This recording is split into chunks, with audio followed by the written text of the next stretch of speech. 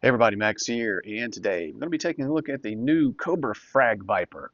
This is a figure that I'd never had as a kid because I was out of the line by this point, and I think it came out the year after I was done. And so I was kind of intrigued by this one.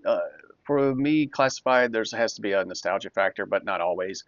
And but I like the look of this particular figure, and I like the concept and some of when the designers kind of went into their reasoning and their logic behind the figure. Obviously, he's cybernetically enhanced, and he uses a kind of a highlight glove to throw grenades because of his enhancements, and he can throw them silently more than if a grenade launcher was used. So initially I thought, what a weird concept. Is this really practical? But when you kind of hear, oh, okay, they can lob these things very far and very fast, better than an automated, like a M203 grenade launcher, or one of those big rotating drum grenade launchers. Um, and it's silent. You don't know where they're coming from. So okay, I can buy that. Other than the fact that they were wearing bright orange and bright blue, I would think if you don't want to know where you're coming from, hey, don't dress in such loud colors. But somehow it works. So it's a pretty cool figure overall. I like it. Let's just kind of get into everything. So here's the box. Obviously, it's our new standard packaging, artwork on the side, and I do like the pictures on the back. I know that there are oftentimes references, the pictures that they're doing, the dioramas. What in the world is going on with this one? Anybody? Can anybody tell me? What is this a reference to, like the Deke cartoon? And I never watched those episodes. I don't ever recall seeing something like this in the comic book. So I'm wondering what this particular spear is. Is this like the Spear of Longinus or something? I don't know. Let me know in the comment section. I am very curious. And something I wanted to point out that the straps on um, the forearm guard are painted blue, but they're just straight black. They didn't paint them on the figure, so that's one little variation. And but everything else looks about the same. And so yeah, there's the stats and stuff. I don't really pay attention to that. The QR code that takes us nowhere. Um, yeah, so that's the box. I actually quite like the new packaging. But onto the figure. So he comes with everything you see here, with the exception of this blast effect that is a Valaverse blast effect. But he comes with two two machine pistols. He comes with the grenade backpack, this really cool helmet, and I guess this is like an oxygen mask, oxygen tube, something like that. I'm not really sure what the story is behind that, but and then obviously the highlight glove and the effect with the grenade piece, and they're red but not painted on the backpack, so maybe they light up when they're activated. Convenient excuse for not painting all of those. I can see that being a pain. But yeah, so let's kind of break them down a little bit. So the grenade and the smoke effect, there's a peg on it, and the paint's all right. It could be a little better in the seams, but looks like gray plastic painted red and black where it needs to be, and then the peg right there. The highlight glove is let's see if I can get this guy off. Yeah. Okay. So breaks down, and black with silver, and really good detail on this guy, I have to say. Two spots where you can plug in the grenade, the blast effect or the smoke effect. So you can have it in two different positions. So like that, and then as I showed you earlier. So that's cool. I like the variability of that, and has a handhold and then a little brace. And these are not too brittle, so but I wouldn't bend them too much, just on the safe side. And there's really good detail on this guy as well, I have to say. And it's interesting, there is what looks like a short-barreled machine gun sculpted into the top, but no port for blast effects. Now that would be cool. I mean, I guess you could take a little drill, little like and then like a little hand drill or something like that, and drill that out and give yourself a blast effect, so that you could, hey, when you're out of grenades, you can switch to this little automated machine gun thing. So that's really cool. I like that. I don't think they pointed that out when they unveiled this guy. So pretty good detail, and the plastic feels fairly solid, a little flexible up here. The silver paint, I can see the silver paint probably flaking off eventually. So, but it looks good. Let's just take that off. Let's look at the backpack. Now the tube comes out, the feed tube, and I like the fact that it's segmented. So there's a little more flexibility. It's not bendy. There's not wire inside here, but it is fairly flexible. You may have to heat it up a little bit to get it into the position that you want it, because the tension of it has a tendency to rotate the wrist around when it's on. And the wrist pegs, particularly on mine, the right wrist is a little on the loose side. So the highlight mitt or glove, I think it's called a cesta.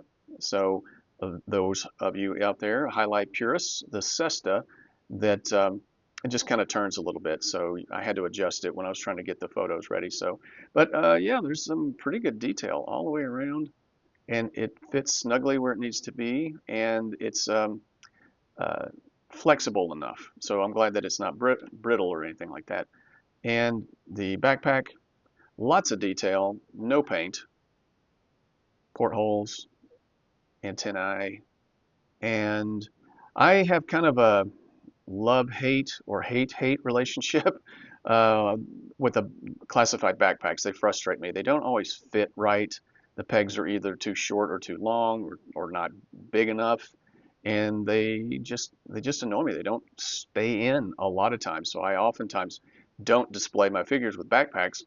But this is a figure that, well, you kind of have to have the backpack, but it fits just fine. So they get it right when they need to, it seems.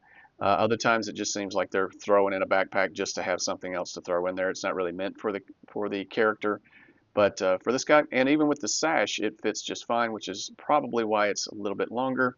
But you could display it without the sash, move it out of the way, and it stays in just fine. So you can even do that. But I wouldn't do that too much. It is a little on the soft side, not too much, but yeah, I think that's pretty cool. The grenades, a little extra paint might be cool. So a intrepid customizer out there might take a little red, maybe a red Gundam marker, and touch it up. But very cool with that. So let's go to the helmet. And this is kind of the biggest selling point for me was, now the original figure was just, it was just a helmeted figure. There was you couldn't take it off as far as as far as I know. Now this breathing tube has really good detail on it. So it's a tube with some wires around it, and it's flexible enough. I was a little worried because the way it comes in the package, it feeds through the tray, and it's attached to the mask, the helmet, and I was afraid it was one piece. And I was like, this is going to be tough getting this out without ripping it completely out, but it's meant to detach, so that's good. And it's flexible enough. I really wish they had thought about that with made it flexible with the hoses for the mole rats. Now that's an older figure. I'm probably going to do a short video on that because it's a great figure that doesn't get a lot of love and has very hard plastic tubing, and which is a little disappointing. So they got it right with this guy, so that's really cool. And then the helmet itself is silver plastic with some black paint, and there's not too much marbling.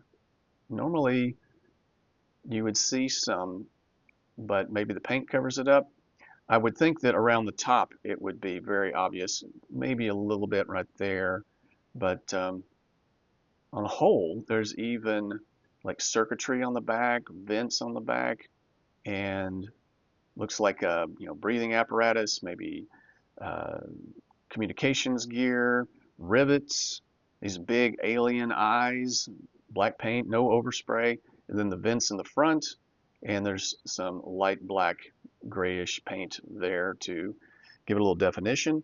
So I would have been totally fine with this just being the head, but they didn't stop there. They gave us this cybernetic face, and I gotta say, just the they really just knocked out of the park in my opinion with this guy. I mean, it's just blank, flat, kind of pale skin, like he hasn't seen the sunlight. He's some kind of experiment that Dr. Mindbender has gotten he's gotten a hold of him and turned him into this cyborg, and his eyes are just downright creepy. And I like the seams and everything, like like those are segments that could open up so they could go in there and do some, repairs on his cybernetic brain or his eyes or what have you. Uh, so that's really cool. So you have a lot of display options. Honestly, this would make a great army builder because you can display him with the helmet on or the head off. Honestly, I may get another couple of these because I like both looks. I would yeah, I just want to have both of them displayed that way. So yeah, I may pick up another couple of these. If you're into army building, this is definitely one for the books. I was truly, truly surprised. I was on the fence about getting this guy, but the FOMO kind of kicked in when the all the tariffs and all that started, and so I wanted to lock in some orders for some new Joes just in case, and this was one of them. And so yeah, I'm very, very pleased with it. So. Let's talk before we get into the articulation, because it's usually standard articulation. It comes with the machine pistols that we have seen from Shockwave, which is great. I actually quite like this particular type of machine pistol, and surprisingly, the magazine drops out. I don't really know why they would bother. It's such a small weapon, and the magazines are very thin and kind of flimsy. I mean, they have to be thin to fit in because it's a small handheld machine gun. So, but anyway, it's cool. I mean, you have that option. So it comes with that, two of those, and even though there's shockwaves, we've seen those before with shockwave. It's not the same holsters. So they designed new thigh holsters. So that is cool on both legs. So yeah, that's great. I don't know why there's a sash, but you can take the thing off, and it's a new overlay, bright blue and browns and oranges and all that, and some really good detail. And I have to say that they added some good paint.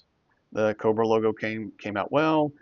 There's black paint for what I'm assuming are maybe I would my first thought was that they were communication, but it could just be some kind of cybernetic components, regulating his system, something like that.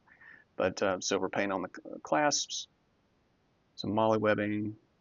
So yeah, and you also have a upper arm pouch, and you can take that off if you want, but it's there. And then you have this really cool arm guard that is uh, separate, so you can take the wrist off and take that off if you want. But I think it's pretty cool. I'm going to keep it. I wish they had. Well, it wouldn't have fit if they had two. It's yeah, because he's holding this thing. So those are the accessories. I don't think I'm missing anything. The figure is largely so. We've got obviously the head's new. The body from the waist up, the body and the arms are the Saw Viper, and the from the waist down, it's rock and roll. So we have seen these legs with rock and roll, Mutt, a couple others, I think, and I think it works. So everything, there was a lot of reuse, but a lot of new, and it just kind of comes together. So like I said, I'm really surprised at this figure. So one complaint that I have, so obviously you see trigger finger hands on this guy. Those are not the original trigger finger hands. These are. So these with the silver paint turned out really well. I don't know if we've seen these before or not. I don't recognize them, but they don't really fit. They're not the angle of them. So if they're horizontal or vertical, I should say, hinges, and when they're straight like that, you can tell the angle of the fingers is kind of cocked down. And so when it holds the machine pistols, they're looking down, and because there's no vertical hinge, you can't elevate it. It won't. It's just kind of like when he straight arms it, it's just like he's shooting down or something. And then if you try to line it up on the highlight glove, the Cesta, get it to line up, the peg is at an angle. So it doesn't quite, the direction of how he's gripping it, it just doesn't line up. And so it just doesn't really work. These are not good hands. I mean, they're not good hands for this figure. So what I did, I stole these hands from one of my Crimson Guards, and they work just fine. So they have horizontal hinges and on both of them, and they hold the machine pistols very well. They hold the highlight handle very well, and incidentally, they work very well. The hands that come with the Frag Viper work very well on the Crimson Guard, if I can get them in. It actually helps them. They hold his pistol very well and his sword. The angle of it kind of works out fairly well with holding his sword. So you can repurpose, if you have a Crimson Guard laying around and you have the same trouble that I'm having, you can repurpose or swap out these hands. And that's the wonderful thing about our hobby, is how well we can kit bash. So yeah, I like it because he's kind of angled forward, like he's gesturing, telling, leading the charge. So that is pretty cool. So that is an option for you. Okay, so talked about everything. I think I've talked about everything. Articulation is good. Get a pretty good T-pose. You could probably get a little higher. The butterfly joints. I just don't feel like the Hasbro in general does butterfly joints very well, but at least sometimes they're really good. Sometimes they're not so good. This one's kind of middle of the road, but arms go all the way around. And skip the head. He does not have much range of motion. He looks down that far, looks up that far. It's a ball hinge, and there's no disc hinge or anything like that. So you're probably going to have to go in and bevel out some material out of the back of the neck, and the front of the neck. So there's that. But hey, floating neck. He looks all the way around, and he's cybernetic. He could look all the way around if you wanted to, probably. Let's see, bicep swivel is good. Double jointed pinless elbows and knees. And even with this new wrist, though, it's got to be the wrist hole. It's a little bit on the loose side, so it's probably too big. And same way over here. Let's get this guy. Yeah. He bends forward that far and bends back that far. And this type of vest doesn't hinder that, obviously, so that's great. So it's more of a harness, and even though it's attached, it doesn't really hinder the ab crunch, so that's really great. So let's see, let's talk about the splits. Rock and rolls legs, drop down hips. He can get better than 90 degrees, and usual stuff. He can kick back that far, really far actually, and then left knee is a little loose for my taste. Right is a little stiff, so sometimes that's just how it goes. And foot goes down, rock around the clock, and he has the boot swivel. So yeah, this is a really great looking figure. I'm going to give this guy a war factor of 8.5, and no, let's say 8.75. Yeah, let's just be technical. Let's add him a little bit more. He's greater than the sum of his parts, and those parts turned out really well. So I think a lot of thought went into kind of the design of this guy and his accessories and kind of the logic. How would this actually work? And I think it turns out really well. So I think if if you're into army building, this is a great figure to have and add to your collection. I could see myself getting 2 or 3 more of these guys, and having a whole squad. So yeah, let me know what you think in the comments section. Warp factor of 8.75. Feel free to like, share, and subscribe. Appreciate all of you. Continue to be awesome, and I'll talk to you later.